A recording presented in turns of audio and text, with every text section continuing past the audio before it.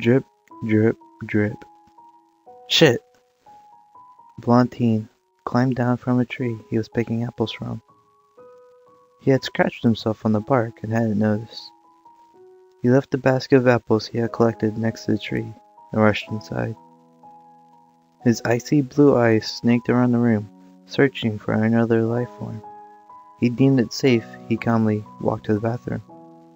Inside the medicine cabinet, there were EpiPens designed especially for him. He injected himself with it and sat by the sink, holding a towel to his dripping scrape. Now this boy was special.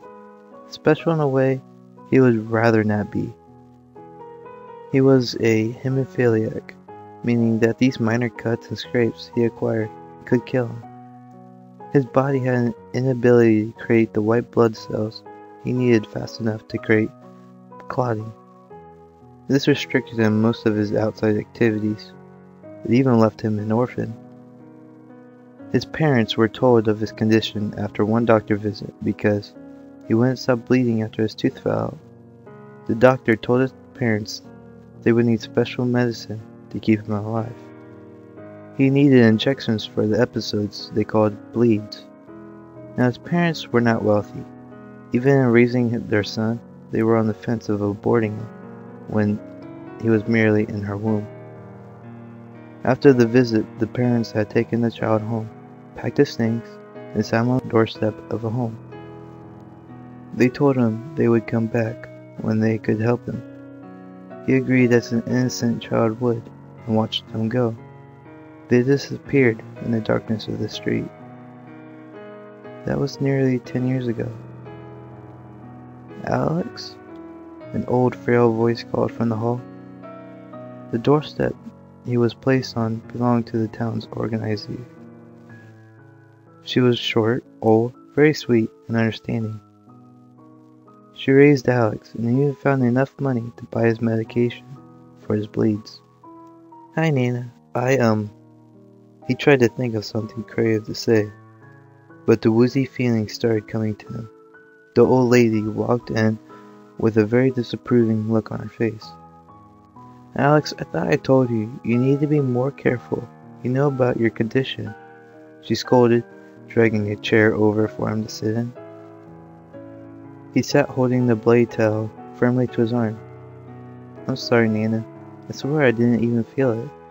I was just getting you some apples for your pie from the tree. He smiled sweetly, trying to appeal to her better nature. In return, she pinched his cheek. Oh, you. She smiled. Doesn't excuses your carelessness. He groaned, seeing his plan fail. It had taken about 20 minutes, but the bleeding finally stopped. He cleaned off his arm, and his adoptive grandmother rubbed it tightly. She wanted to make sure it didn't open up while he slept or something.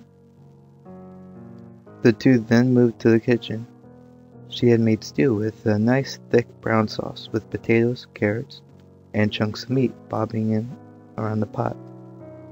Smelling it made him salivate, and seeing it made his stomach growl. He loved stew. It wasn't the typical American favorite, but he could at least say it was his. She made him a nice bowl and set it in front of him. The two sat and ate in silence. How are you feeling? She glanced at him. It was another episode. I feel fine. I'm pretty used to it now. He smiled, blowing on a big chunk of potato. Honey. She placed her hand on his. That's not what I meant. He stared at her and placed the spoon back down into the bowl. Just a couple weeks before he had gotten word his best friend had taken his own life after he had gotten back from the emergency hospital trip. He saw him once before wishing him a fun camping trip. He hated himself for turning him down. He should have gone with him, or at least that's what he thought. Perhaps if he had gone when Reuben asked, he could have saved him. Okay, he lied, picking the potato back up and stuffing it in his mouth. It was clearly written on his face that he wasn't alright, but he also had the look of "don't bother me" mixed in. His grandmother smiled. So, you wanted some apple pie? He looked up at her, some of his blonde hair falling over his eye. Yep. There was a smile on his face. This eased his grandmother. She stood from the table and walked outside to reclaim the basket in front of her apple tree. He was left alone in the house to stare at his soup for what felt like forever. He didn't know what to do. His only friend was gone, and he had school. Who knew what the kids were going to say to him? Kids at school were senseless and stupid. They had no respect for their dead, orphans, elderly, or living. Made Alex sick, and angry even. But he couldn't do anything to them. One cut and he as good as dead. He let out a deep sigh as his grandmother returned to the kitchen. She walked to the sink and began rinsing off the apples. She tossed him a deep red one. He caught it and took a long look at it. Have an apple, honey, she smiled. Go find something safe to do while I clean these up, okay? He nodded with a chuckle and stood. He was halfway out of the dining room when she stopped him. Oh, Alex, honey, I need you to get me some cinnamon from the store. Seems I'm out. She smiled. Can you? Sure. He walked over and collected a few dollars from her and kissed her cheek. Be back soon, Nana. Love you. She returned his love with a hug. Him being 6 feet made it hard for her to come close to reaching his cheek on her own. He left the house looking at his apple and smiling. Even if he didn't have his friend, he still had his grandmother. And to him, that was enough. He just hoped his friend was in that better place everyone always tries to comfort him with. He made his way to the store and wandered down the spice aisle looking for the cinnamon. After a few minutes of comparing prices and nitpicking his spice, he found one he wanted, paid for it, and took it home. On his way, he saw a child sitting alone on the sidewalk. He curiously sat next to him. What are you doing out here alone? Alex looked down at him. I was at my doctor, and I ran away. I didn't like him. He looked up at the sunken brown eyes peering at Alex. Hey, come on, it couldn't be that bad. Alex smiled. Can I have that? The kid looked at the apple Alex hadn't bit into. You hungry, kid? Alex handed it over. You have no idea. He took the apple and bit into it. Roger! A shrill voice called out. The kid paled and ran from Alex. He was going to chase after him, but the woman caught up to him. He felt bad. This kid looked so tired. He sighed and brought himself to his feet. He then remembered the spice and made his way back to his home. He moseyed up the stairs and stopped at the door. It was open, but he didn't remember leaving it that way.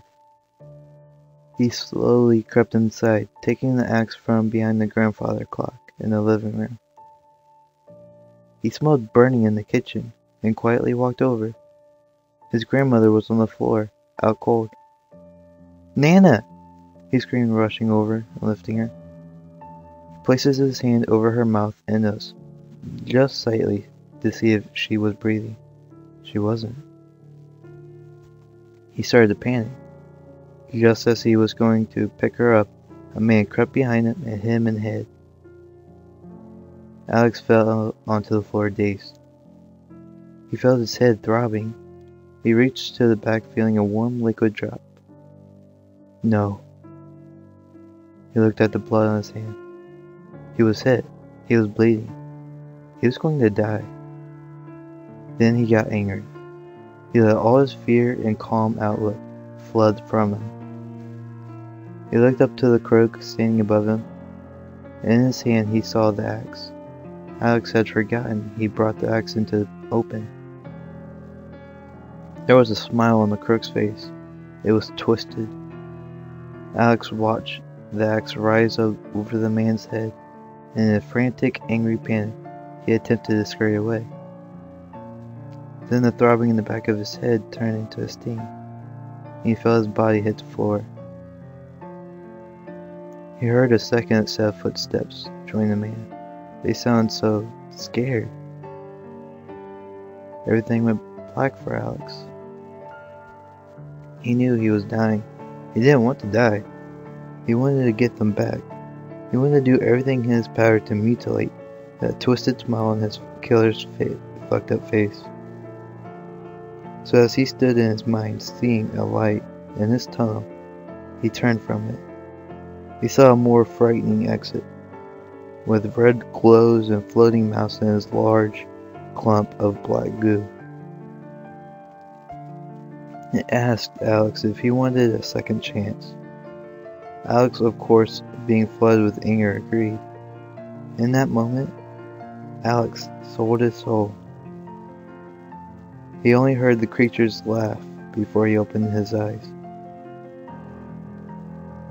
He was lying on a table in some hospital.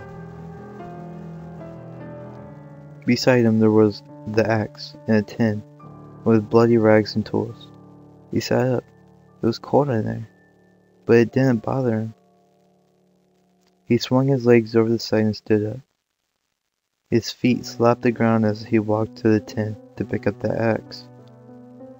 Now he just needed some clothes.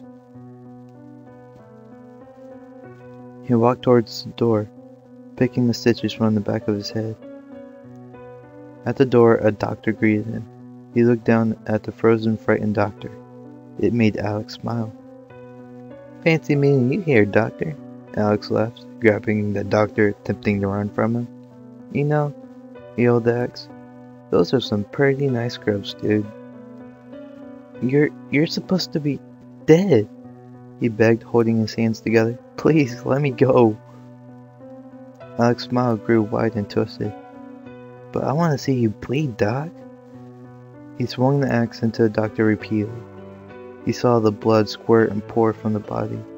He let it go and watched it squirm until it fell lifeless before him. He stripped him of the now bloody scrubs and put them on. They were kind of short for him, but would have to do. He stepped over the body and walked out into the hall. It was empty, and just as cold as the place he had laid minutes earlier.